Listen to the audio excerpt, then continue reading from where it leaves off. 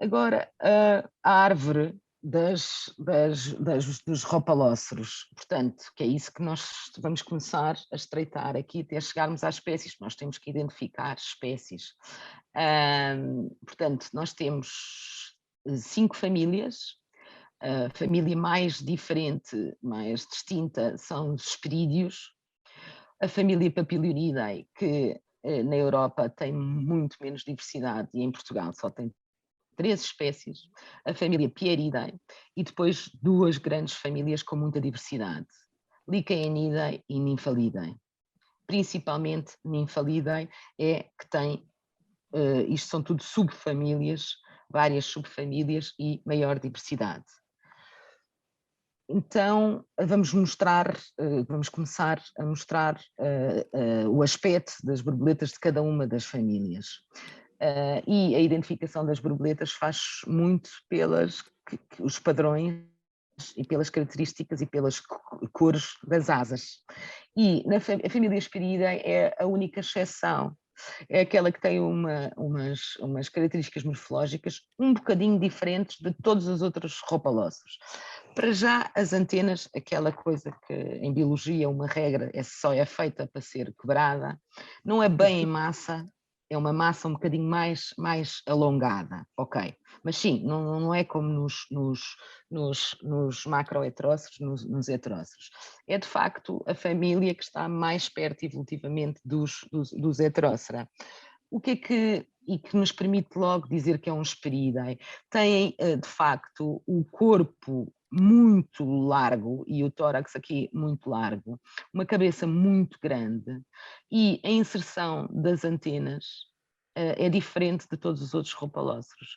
Nos hesperídeos estão muito afastadas, enquanto que nas outras famílias estão muito próximas, como vocês veem, isto está quase ao pé de cada um de cada olho. E, portanto, isto permite, nós chamamos-lhes cabeçudos, e é o que parece, são cabeçudos, de facto. E, portanto, isto permite-nos logo separar a família Hesperidae das outras famílias de Rhopalocera. E agora aqui eu apresento, assim por cores, como vou fazer o resto da apresentação, os vários grupos que nós podemos ver dentro dos Hesperidaes. Então, consideramos que há um grupinho de espécies em que elas são castanhas escuras e têm manchas brancas. São 10 espécies que existem em Portugal destas. Uns hesperídeos que são todos laranja, são 5 espécies que existem em Portugal. E há 2 espécies, e eu apresento-as já aqui, por acaso aqui não tenho o nome, que não têm grandes marcas e são castanhas, esta forma, e esta então é completamente castanha, assim, desengraçada, e permite logo separar. E, portanto, nós vamos nos focar, daqui mais bocadinho, a separar espécies, a conhecer as espécies do grupo das castanhas escuras com marcas brancas e das laranjas. Ok? Vamos tirar outra família da nossa vida, que é a família Papilionidae. Tem uma grande diversidade nas outras regiões biogeográficas. Na Europa há mais espécies. Em Portugal temos 3 espécies que temos que saber de cor e muito fáceis de identificar. Os papilionídeos têm caudas, têm ocelos grandes, são borboletas de um tamanho grande, a Zerinthia rumina nem por isso, e portanto nós temos Papilium macaon e Fictilidis fastamelli e Zerinthia rumina. São as 3 espécies de papilionídeo. Elas são tão populares, estas, que de facto os nomes comuns aqui fazem sentido. Fazem sentido e já entraram na vida das pessoas, já entraram um bocadinho, que é a cauda de andorinha, porque talvez pareça aqui uma cauda de andorinha. A zebra, acho que isto fomos nós que inventamos, não sei bem. Obviamente porque tem estas faixas pretas por aqui abaixo e que a voar vê-se muito bem para separar da Papilium macaon, da cauda de andorinha. E a Zerinthia rumina nós chamámos-lhe a borboleta carnaval.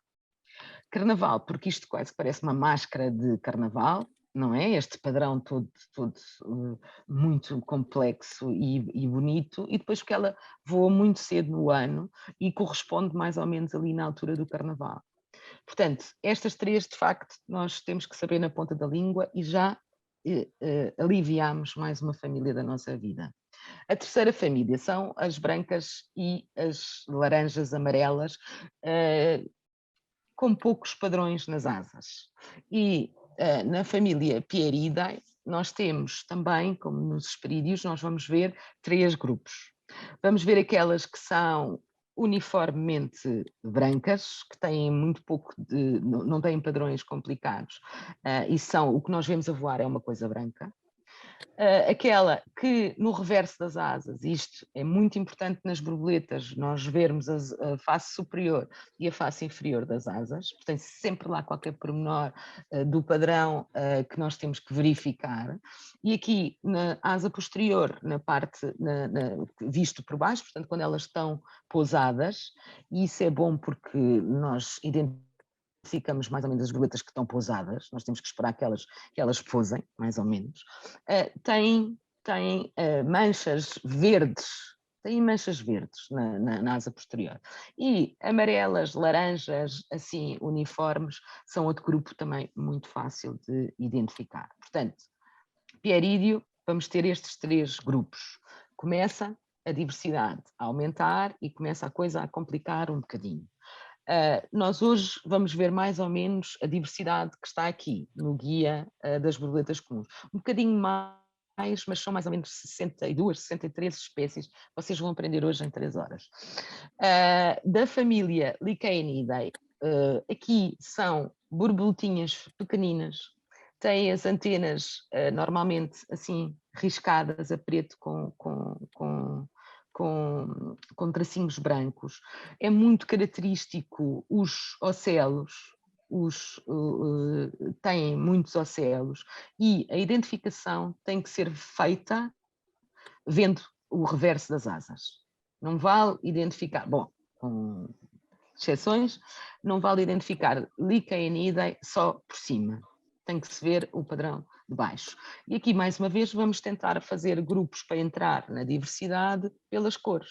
Temos as que são castanhas vistas de cima, as acobreadas, que têm assim um laranja muito, muito forte e têm assim um aspecto acobreado, e as azuis. As azuis é que há mais diversidade e é onde há mais problemas de identificação. E depois temos a última família, que é muito grande, tem muita diversidade. Portanto, nós vamos começar por retirar algumas espécies que são tão diferentes. O que é que caracteriza a família Nymphalidae? Os nymfalídeos são grandes, são borboletas grandes, têm padrões complexos, têm padrões ricos, mas muito laranja. Tem muito laranja os nymfalídeos. Vamos retirar algumas que são tão diferentes do resto e são espécies únicas, portanto, géneros com uma única espécie, como por exemplo aqui a borboleta monarca ou a borboleta do medronheiro, que uma vez vendo não se confunde com nada no campo. Depois um grupo talvez mais complicado das laranjas, dos que nós chamamos de laranjas, e depois uma subfamília que há autores que consideram também uma família diferente, agora já é mais consensual, que é uma subfamília da família Nymphalidae, que a característica é que tem um grande ocelo, um grande ocelo. Tem um grande ocelo na asa anterior. São normalmente castanhas e laranjas, como podemos ver aqui, mas claro, há um género que é preto e branco. Portanto, e isto também é uma família uniforme, porque é todas aquelas espécies que se alimentam de gramíneas, as lagartas. As lagartas alimentam-se de gramíneas, mas quando tem assim um ocelo isolado junto ao ápice da asa anterior, é com certeza um Satyridae.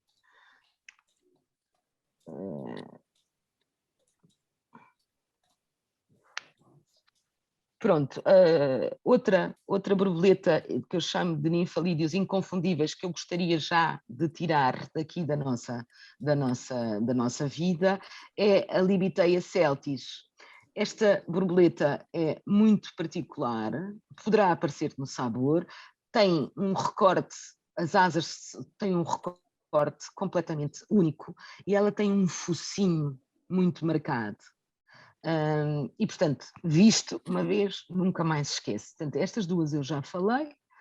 Outras que, ao nível do inconfundível, que é a Apatura ilia, que é um ninfalídeo muito grande, que aparece sempre em zonas ribeirinhas. Só há em galerias estas duas que aqui são duas espécies, portanto, estas 3 espécies de ninfalídeos só há em galerias ripícolas.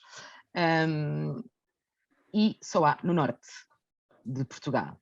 Portanto, a Apatura ilia é aquela que tem estes reflexos.